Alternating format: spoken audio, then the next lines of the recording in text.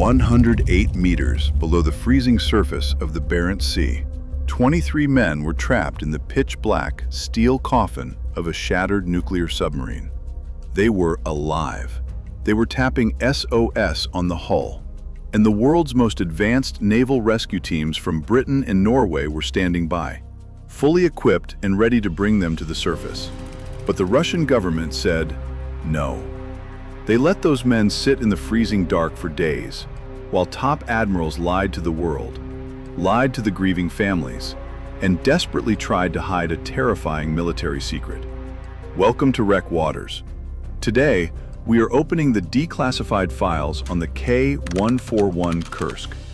By breaking down the complex chemistry of a torpedo failure, the terrifying physics of a deep-sea explosion, and the timeline of the recovery, we are going to reconstruct the most agonizing submarine disaster in modern history. This isn't just the story of a mechanical failure. This is the story of an empire's pride, and a political cover-up that sentenced its own sailors to death. Let's dive in.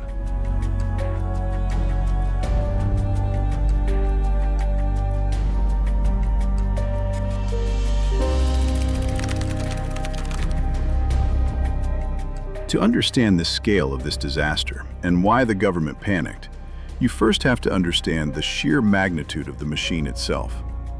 The K-141 Kursk was a Project 949A, anti-class nuclear-powered cruise missile submarine, known to NATO as the Oscar II class. It was an absolute leviathan, displacing over 16,400 tons and stretching 154 meters long, the length of 2 jumbo jets. The Kursk was the undisputed pride of the Russian Northern Fleet. She was built for one specific, devastating purpose: to hunt down and destroy United States aircraft carrier strike groups. To survive that kind of combat, the Kursk was engineered with an incredibly robust double-hull design. The outer hull was made of high-nickel, high-chrome steel, measuring a mere 8.5 millimeters thick, but coated in thick rubber sound-absorbing tiles to evade sonar. Inside that was a gap of up to 2 meters, followed by a massive inner pressure hull made of 50 millimeter thick steel. She was powered by 2 OK-650B nuclear reactors. She was practically impervious to standard NATO torpedoes. The Russian Navy considered her completely unsinkable. In August 2000, the Kursk deployed to the Barents Sea to participate in the largest Russian naval exercise since the collapse of the Soviet Union. 30 ships, 3 submarines, and the flagship battlecruiser Pyotr Veliki were all participating.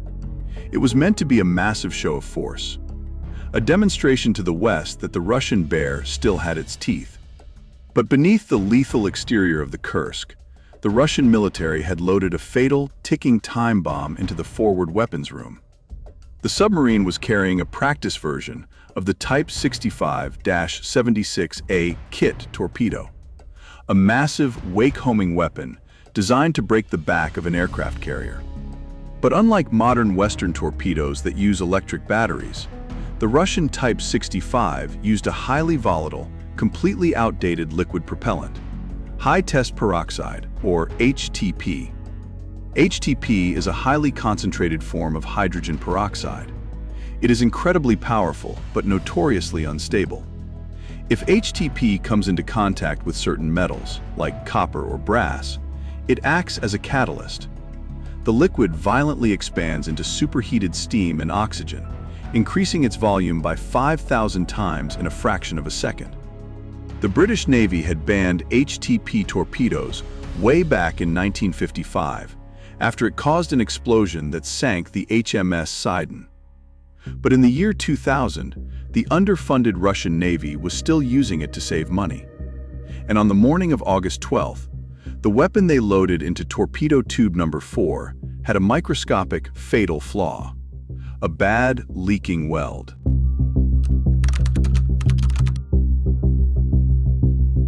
At exactly 11:28 a.m. local time, the disaster began. Inside torpedo tube 4, the faulty weld gave way. High-test peroxide leaked out and instantly reacted with the brass and copper fittings inside the tube. The chemical reaction triggered a violent, instantaneous expansion of superheated gas. The immense pressure blew the rear door of the torpedo tube clean off its hinges, blasting a blinding fireball of burning fuel straight into Compartment 1. The force of the blast instantly incinerated the men in the forward torpedo room. The shock wave traveled through the ventilation shafts, reaching Compartment 2, the main command post, killing or severely incapacitating the captain and the senior officers. Out of control and taking on thousands of tons of water, the massive 16,000-ton submarine plunged toward the ocean floor, slamming into the seabed 108 meters down. But the horror was just beginning. A devastating fire was now raging inside the forward section of the sub, burning at temperatures exceeding 2,700 degrees Celsius. And directly in the path of those flames was the Kursk's main weapons magazine, loaded with fully armed combat torpedoes. Exactly 135 seconds after the first explosion, the heat breached the warheads. Between 5 and 7 torpedoes detonated simultaneously.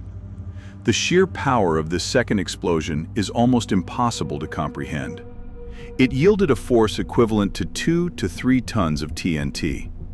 It was so massive that seismologists in Norway, Alaska, and across the globe registered it as a 3.5 magnitude earthquake on the Richter scale. The blast utterly obliterated the first 3 compartments of the submarine. The 50-millimeter thick steel pressure hull was torn open like wet paper. The shock wave tore through compartments 4 and 5, crushing heavy machinery, rupturing bulkheads, and instantly killing dozens of sailors. In a fraction of a second, 95 men out of the 118-man crew were dead. The mighty Kursk, the unsinkable titan of the Northern Fleet, was dead on the ocean floor, with a gaping hole in her bow. But at the rear of the ship, the nightmare was just starting.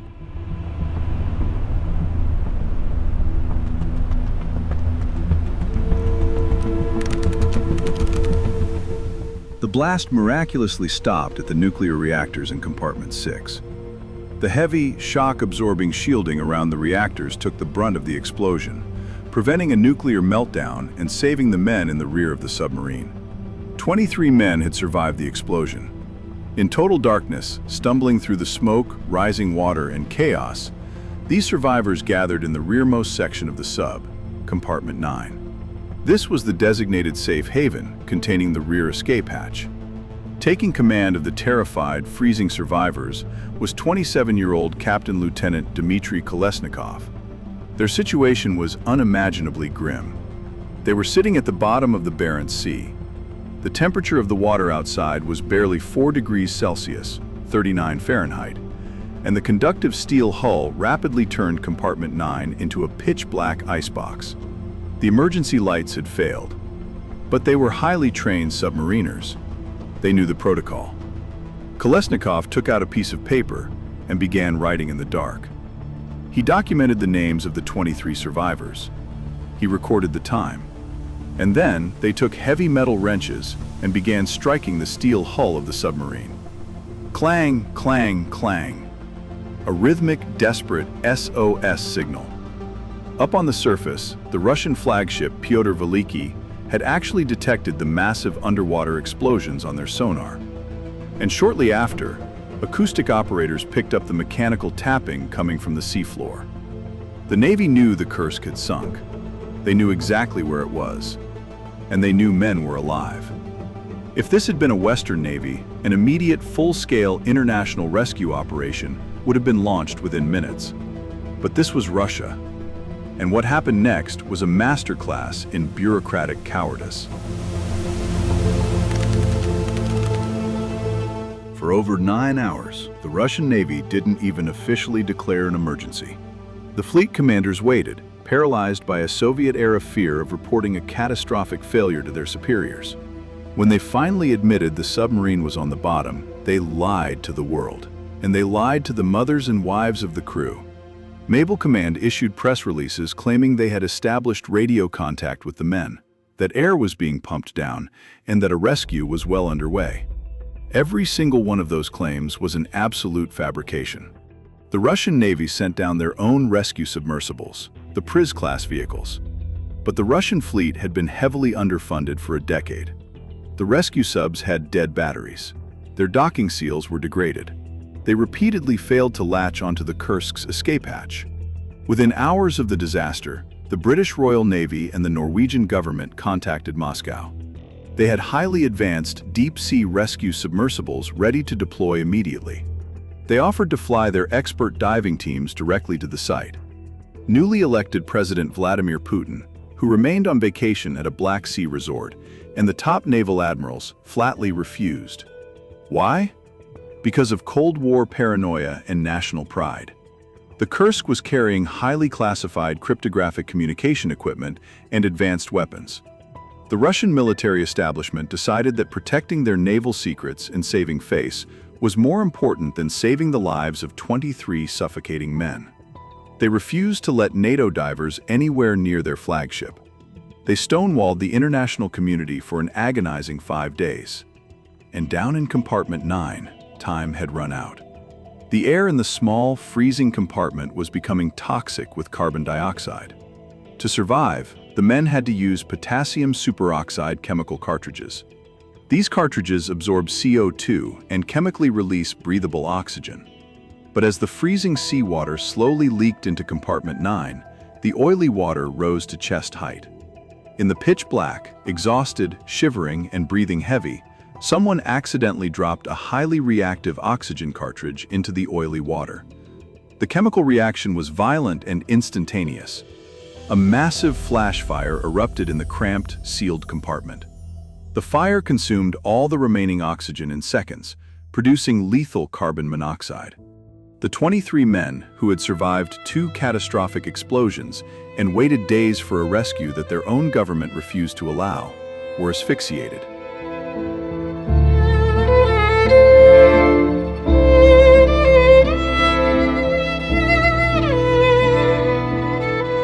On August 20th, facing immense public outrage and a PR disaster, the Russian government finally relented and allowed Norwegian commercial divers to access the wreck. It took the highly trained Norwegian team just hours to do what the Russian Navy had failed to do for a week. On August 21st, they successfully opened the outer rear escape hatch. But as they equalized the pressure and opened the inner hatch, their worst fears were confirmed. The airlock was flooded. There were no survivors. When the bodies were later recovered, investigators found a note in the pocket of Captain Lieutenant Dmitry Kolesnikov. It had been written entirely in the dark. It read, "It is 15:45. It's dark here to write, but I'll try by feel. It seems like there are no chances, 10 to 20%. Let's hope that at least someone will read this." Here's the list of personnel from the other sections who are now in the 9th compartment and will attempt to get out. Regards to everybody, no need to despair. Kolesnikov and his men did their duty to the very end. They secured the nuclear reactors to prevent a global ecological disaster. They maintained order. They survived the unsurvivable. It was their commanders who failed them. The ocean is an unforgiving place, but time and again, history proves that the greatest danger to a sailor is often the men sitting safely in offices on the shore. And the Russian government isn't the only one to sacrifice its own men to hide the truth. Decades earlier, the United States Navy ignored the desperate distress calls of one of its greatest warships. They left 900 American sailors drifting in the Pacific for 4 days in what became the deadliest shark attack in human history, and then destroyed an innocent captain's life to cover up their own staggering incompetence. If you want to know the dark, terrifying reality of what happened in the Philippine Sea, click the video on your screen right now about the USS Indianapolis. I'll see you there.